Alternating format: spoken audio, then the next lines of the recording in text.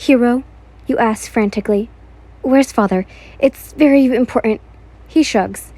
I don't know. What do you need? Are you hurt? No. You shake your head. But everyone else here will soon be if I don't find him.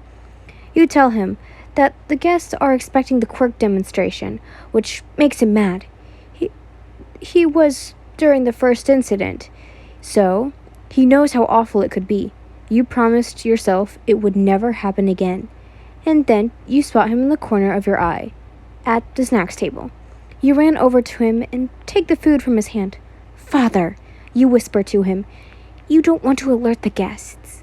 What's about the demonstration? I can't use my quirk with so many people around.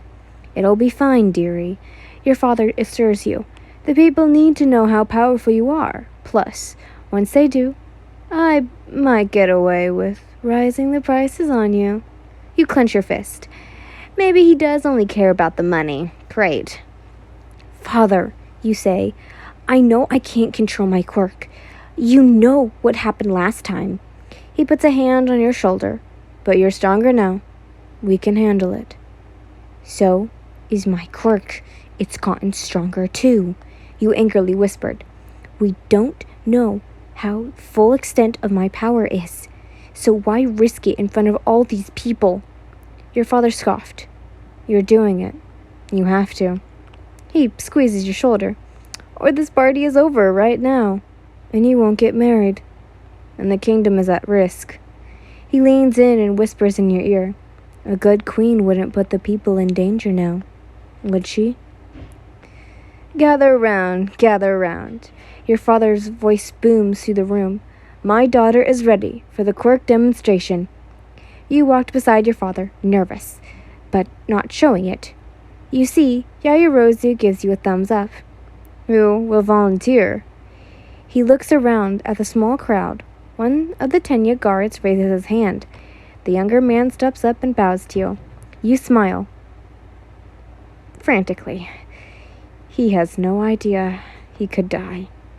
With my father's quirk, Charge, he can transform energy from herself to any other living being, giving a power boost. Hence the name, your father says. But there's much more to her quirk. She can also steal energy. You watched as some in the crowd widen their eyes, while others, mainly Prince Kazuki, rolled their eyes. With this power, your father continues, she can drain people's energy, and in an instant, killing them and giving herself a power boost. So, darling, your father looks at you. Would you like to demonstrate? You clear your throat. I will not be draining this man's energy, but I will lend him some of mine.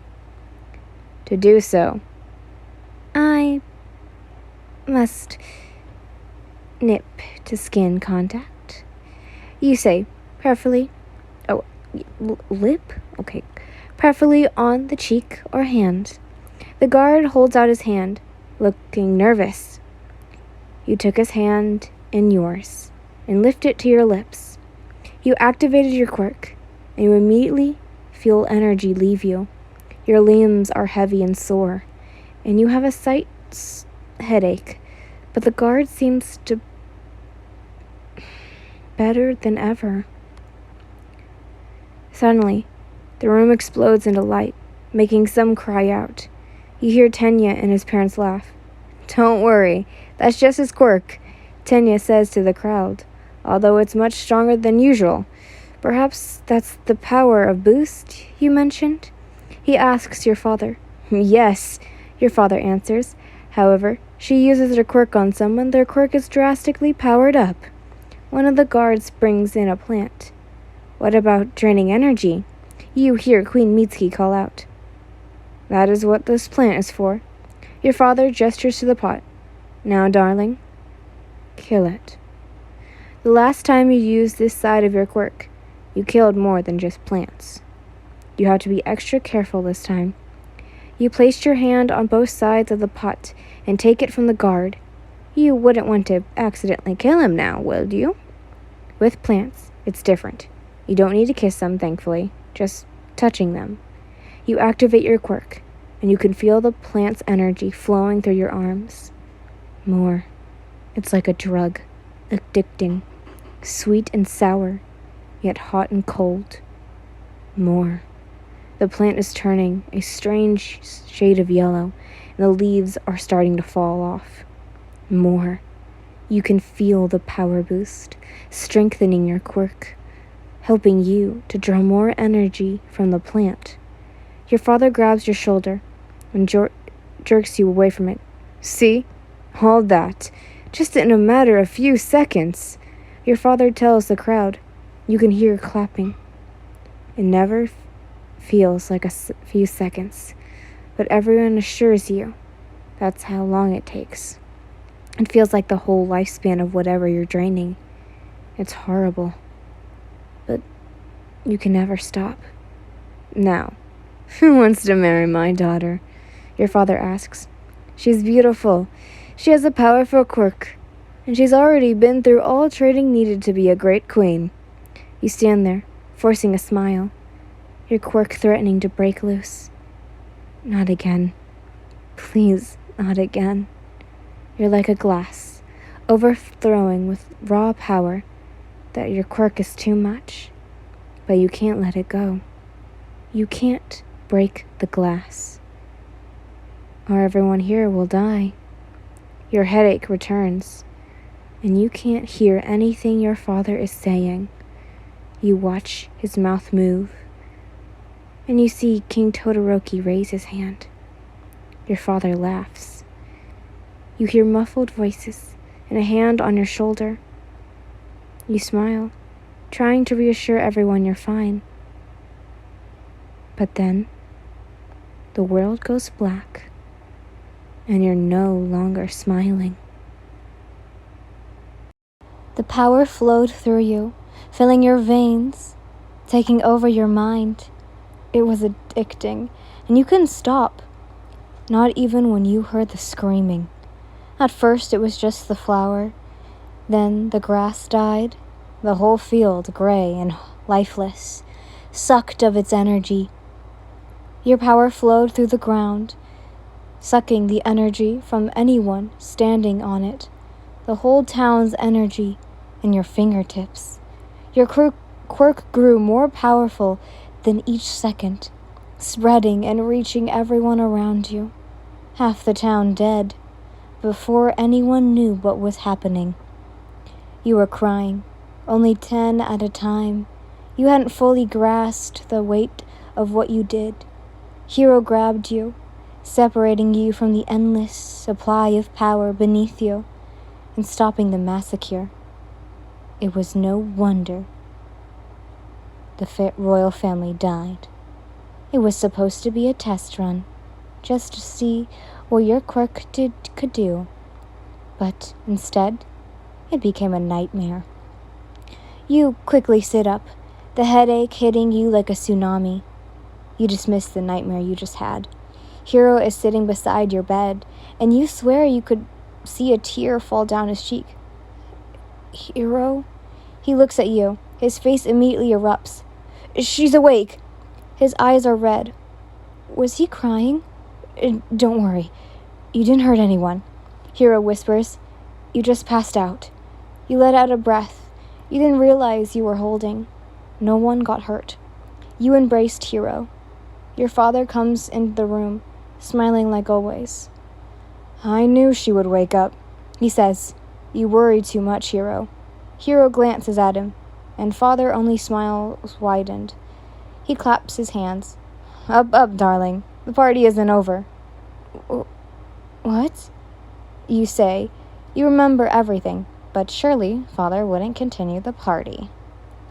You hadn't met your husband yet, your father tells you, and he's waiting outside.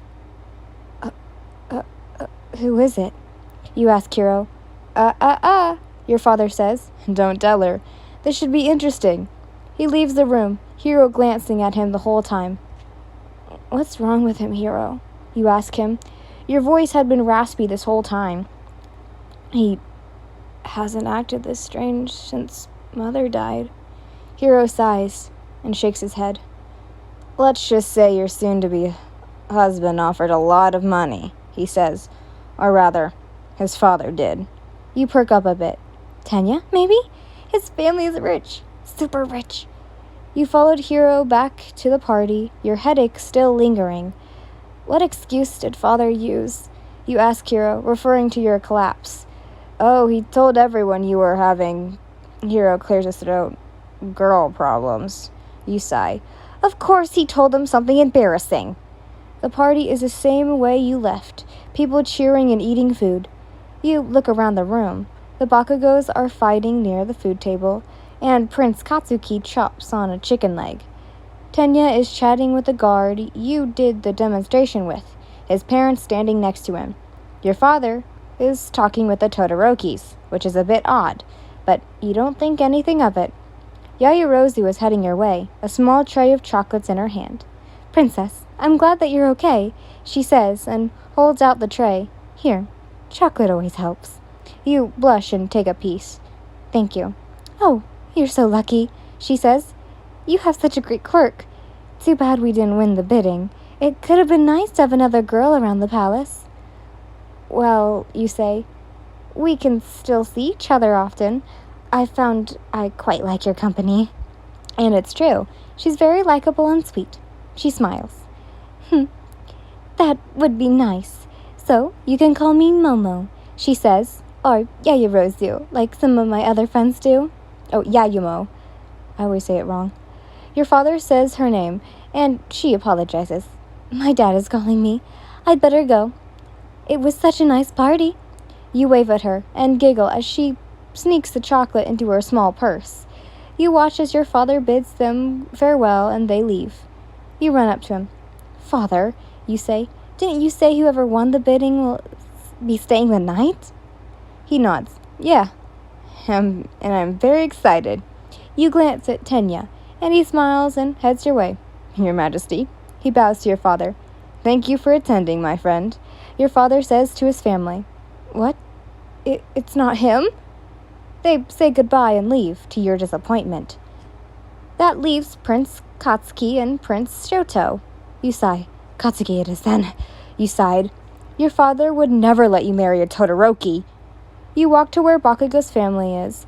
Daring to enter, Prince Katsuki glares at you, as he often does at this party, but bows, which surprise you. Your quirk isn't half bad, but I could beat you. Queen Mitsuki slaps him. He means thank you for inviting us. They start to argue again, leaving you in your thoughts. No, it can't be. They're leaving? What'd you say, old hag? Queen Mitsuki grabs him by the hair and drags him out of the castle, waving you and your father, King Matsuku, close by. Father, you say. Don't tell me. He laughs. Yes, you're marrying Prince Shoto.